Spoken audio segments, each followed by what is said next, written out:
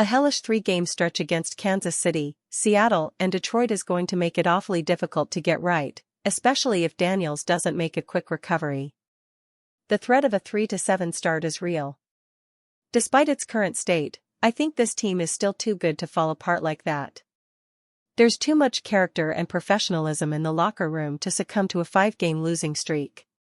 But the Commanders have put themselves in a terrible position. They're playing in the same middle-of-the-road manner that they were built. After a surprising 12-5 record and NFC title game appearance last season, General Manager Adam Peters had the burden of continuing to execute a long-term vision while answering to the expectations that come with stunning. From turnover margin to penalties to missed tackles and drops, Dallas beat us, and we beat ourselves as well. We're the ones that got ourselves into the hole. We're the same ones that have got to dig ourselves out. But make no mistake, we're not playing to the standard we've set. The Commanders' defense allowed 409 yards in its latest feeble showing. Washington couldn't cover the Dallas receiving tandem of C.D. Lamb, 110 receiving yards and touchdown, and George Pickens, 82 yards, each of whom averaged more than 20 yards per reception. Cornerback Marshawn Lattimore, a celebrated trade deadline acquisition in 2024, is a liability against the kind of quality wide receivers he was brought in to limit. On Sunday, Lattimore's 37-yard pass interference penalty while defending Pickens set up Dallas's first touchdown.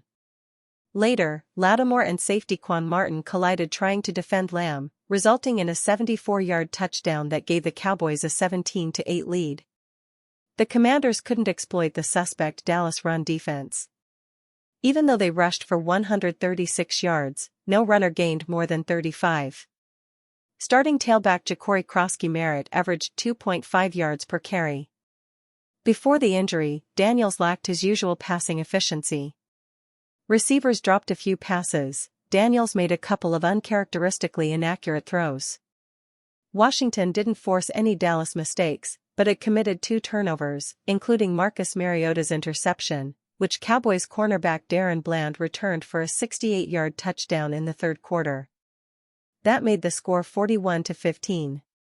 The last 20 minutes of play were garbage time. Asked what happened after Daniels left, Quinn said after a pause, "Yeah, honestly, I don't know. I'd just be bullseye-ing you if I was to say this changed or that changed. We didn't hit the mark in a lot of ways, and going in, like I said, there was a specific way we wanted to go play to go win it. And when you don't do that, it's collective. It's not about one player." Coach Dan Quinn had no answers during Sunday's ugly performance. Tony Gutierrez/AP. The game was getting away from the Commanders before Daniels left. They lost their zeal in the final minute of the first half. After scoring to cut the deficit to 20-15, Dallas went 72 yards in 35 seconds to go into halftime with a 27-15 advantage.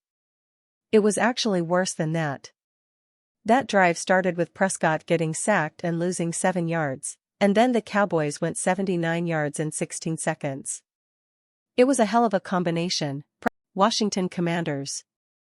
Washington discovered a brave new football era. Sunday was a relapse. The Commanders have too much character to crater, but what happened at Dallas on Sunday sure looked like rock bottom. October 19, 2025 at 10:51 p.m. EDT. Today at 10:51 p.m. Eastern Daylight Time. 6 minutes. Summary. 39. Commanders defensive backs Quan Martin, left, and Marshawn Lattimore had trouble slowing down George Pickens and the rest of the Cowboys receiving core. Kevin Gerard/Amain images via Reuters Connect. Column by Jerry Brewer. Arlington, Texas. As disasters go, it was a relic of a bygone time, when the Washington Commanders used to trample hope with kooky regularity. They lost to a mediocrity-burdened rival by a head-scratching 44-22 margin. They lost their best pass rusher to injury, lowering the condition of their defense from miserable to critical. They saw a Dallas Cowboys linebacker bend the right hamstring of their savior quarterback like a pool noodle. By Commanders' road to NFC Championship game poster.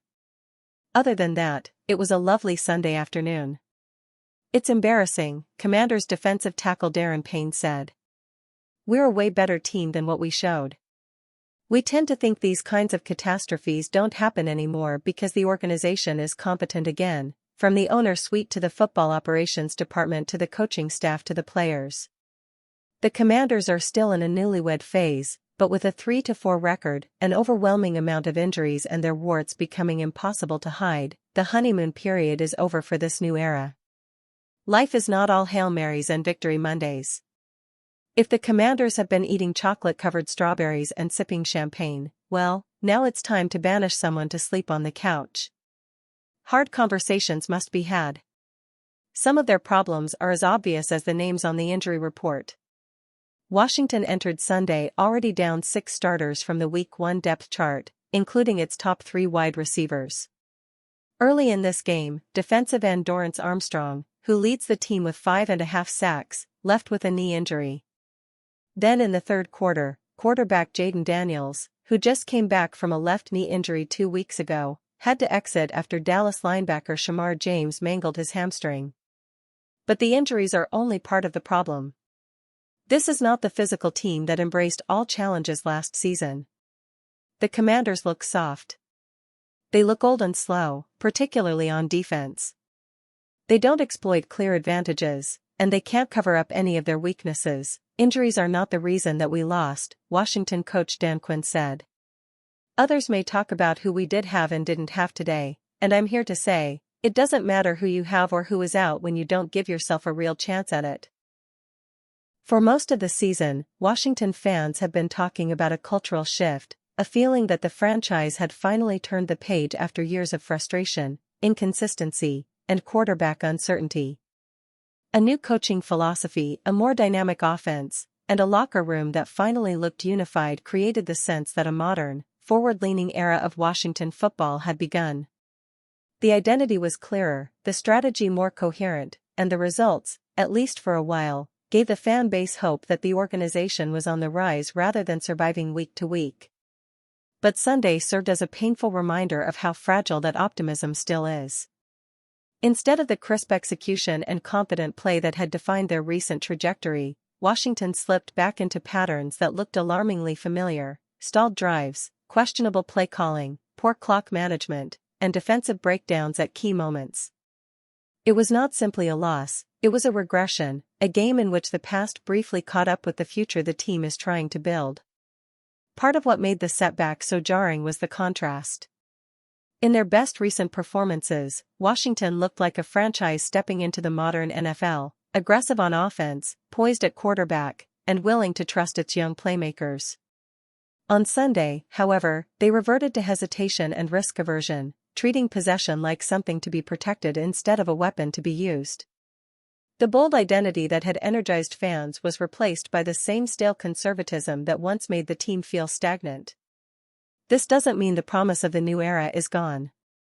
Relapses are part of rebuilding, not just of rosters, but of culture and confidence. Young players